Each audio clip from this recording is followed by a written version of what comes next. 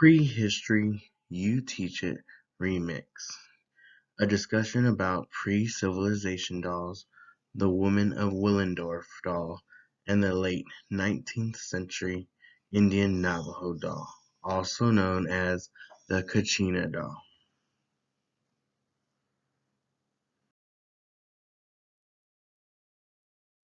Dolls of today differ from those in the prehistory and late 19th century dolls.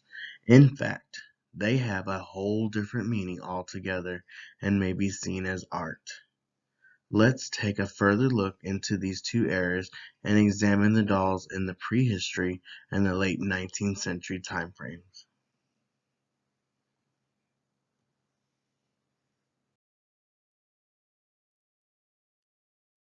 Prehistory created the Venus of Willendorf, also known as Women of Willendorf doll.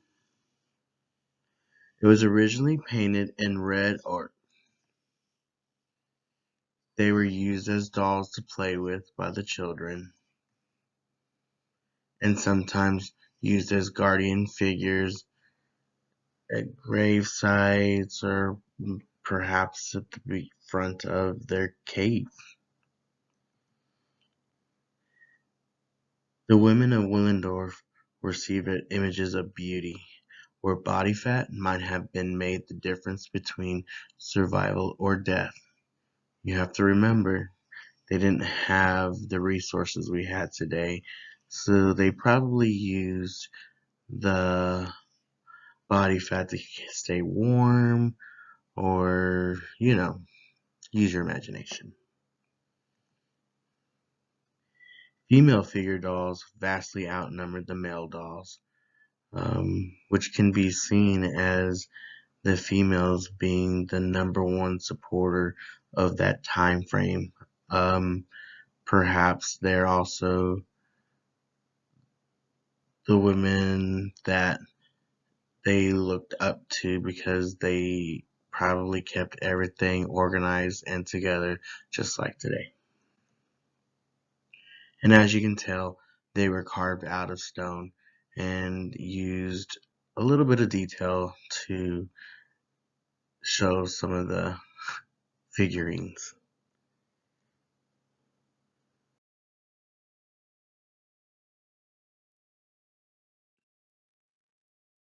The late 19th century doll from the Navajo tribe was created. The Kachina doll is its name.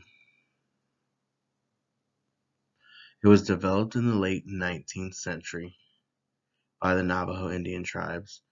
More materials used to create the doll. As you can tell, they've used feathers, they used fur, probably from the animals they hunted, and leather.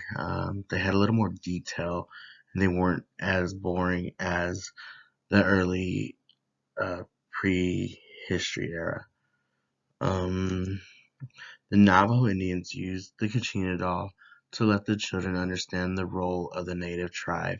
I'm pretty sure the adults probably dressed as these figurines and created these elaborate stories and made the Navajo children look up to them and want to obtain what they represent.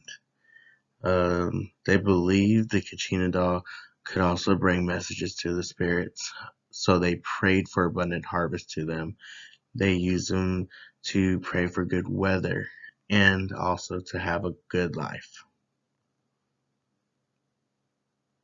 The Kachina doll was shown as supernatural beings representing life force. As you can tell, they were animals as humans. Each type of doll brings a different fortune depending on the type of doll. The eagle represents strength and power. He's the ruler of the sky and the messenger to the heavens. The bear represents great power to cure the sick.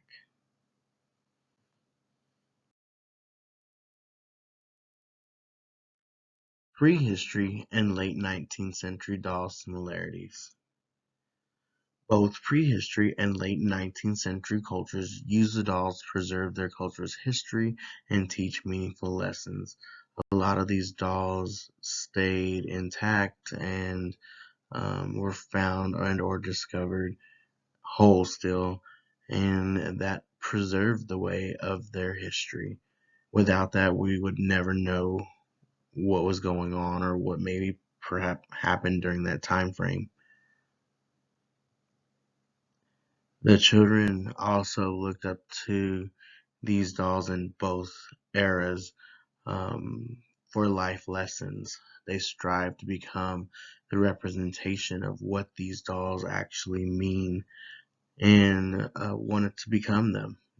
You know, in the Navajo tribe, they've had a lot more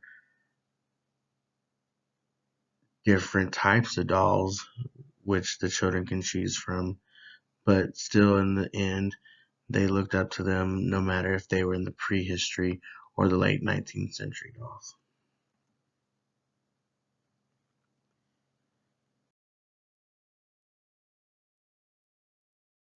Thank you for listening and learning a little bit about the prehistory culture on the dolls and the late Navajo 19th century dolls. Thank you.